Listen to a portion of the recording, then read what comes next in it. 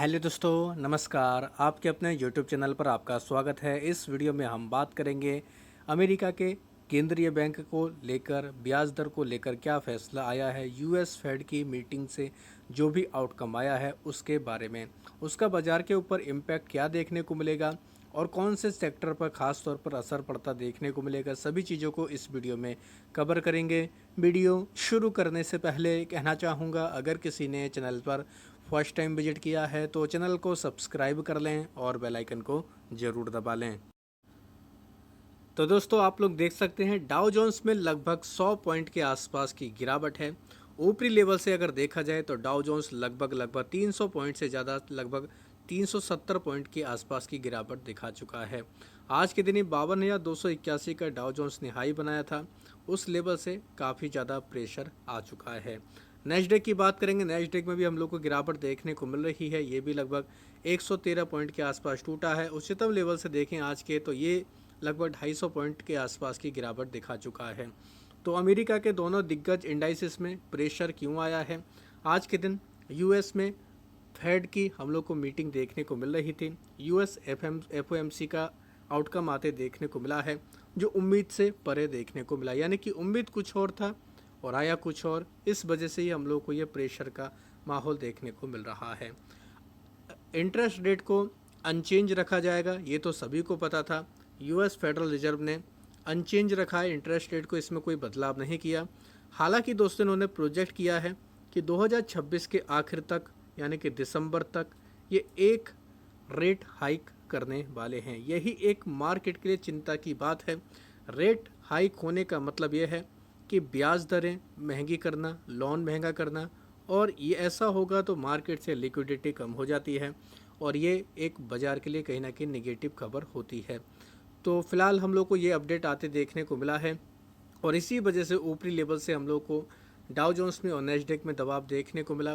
Federal reserve की तरफ से फ़िलहाल इंटरेस्ट रेट को 3.5% से 4.25% के बीच में रखा गया है और इनकी तरफ से कहा गया कि यूएस ईरान को लेकर जो फ़िलहाल जो मिडिल ईस्ट में दिक्कतें देखने को मिली हैं, इसकी वजह से महंगाई बढ़ते देखने को मिली है और महंगाई भी इनके अनुमान के आसपास है।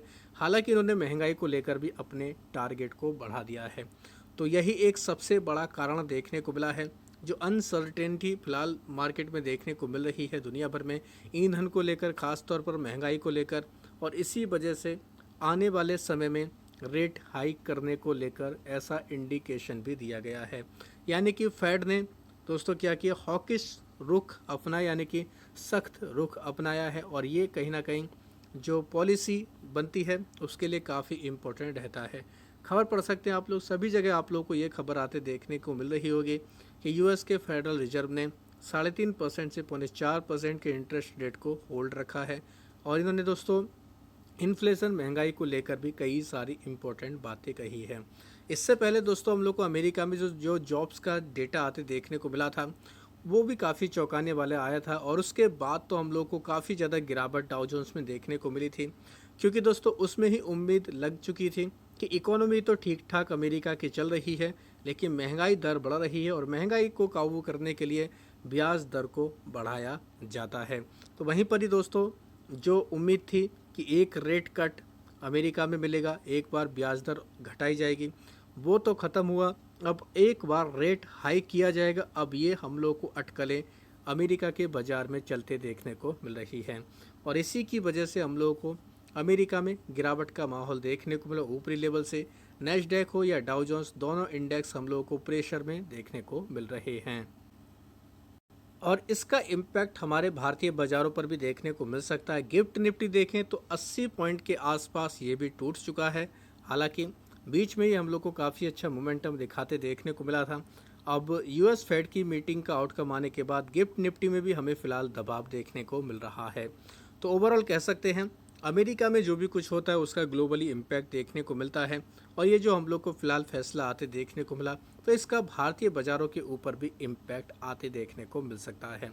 अब ये जो हम लोग को आउटकम आते देखने को मिला, इसका सबसे ज़्यादा इम्पैक्ट किस सेक्टर के ऊपर पड़ेगा? तो दोस्तों सबसे ज़्यादा इम्पैक्ट पड़ने वाला आईटी सेक्टर के ऊपर, क्योंकि अमेरिका में जब जब ब्याज दरों को महंगा किया जाता है तो आईटी सेक्टर के ऊपर जो कंपनियां खर्च करती हैं उसको कम कर देती हैं और आईटी कंपनियों को कह सकते ऑर्डर का थोड़े कम हो जाते हैं।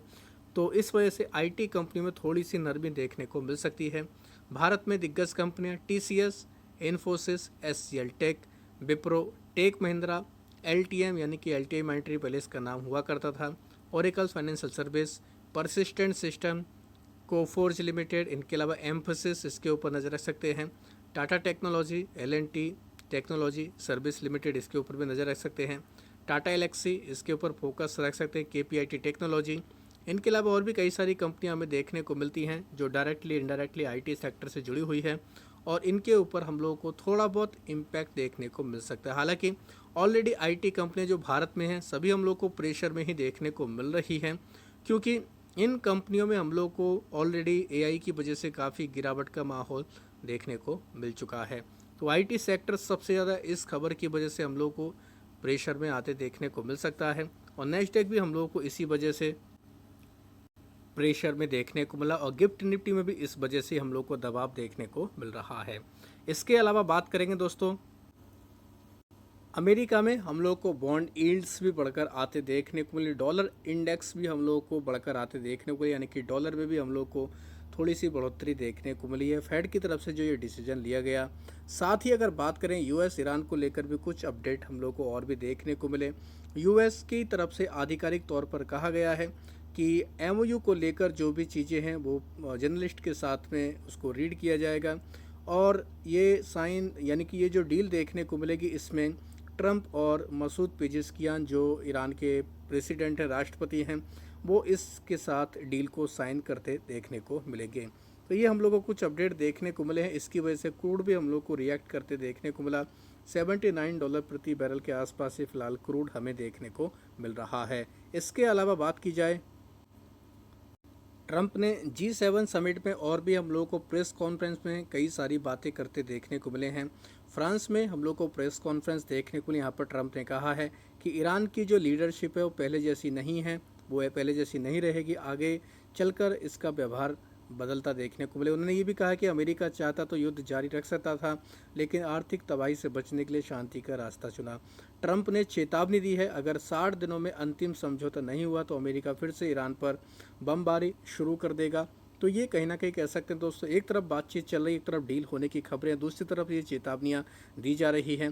तो कह सकते हैं कि ये कहीं ना कहीं बाजार को थोड़ा सा कन्फ्यूज कर सकता है। ट्रंप ने यह भी कहा है कि ईरान के पास परमाणु हथियार हो और ज़रूरत पड़ी तो दोबारा हमला करेंगे। तो ये हम लोग को कई सारे मोर्चे पर बड़ा अपडेट आते देखने को मिला, लेकिन सबसे बड़ा जो अपडेट है वो यही है कि इंटरेस्ट रेट को फ़िलहाल होल्ड किया गया है। तो इसके ऊपर अभी हम लोग को अमेरिका में बाजार चलते देखने को मिलेंगे और भी कई सारी कमेंट्री यूएस फेड की तरफ से आते देखने को मिलेगी, तो उसका रिएक्शन भी बाजार के ऊपर रहेगा। तो सुबह के समय आप लोग ज़रूर डाउ जोन्स को चेक कर सकते हैं, नेस्डेक को चेक कर सकते हैं, उसके अकॉर्डिंग अपनी रणनीति को बना सकते हैं, क्योंकि दोनों इंडेक्स में हमें गिरावट बढ़ते देखने को मिल रही है।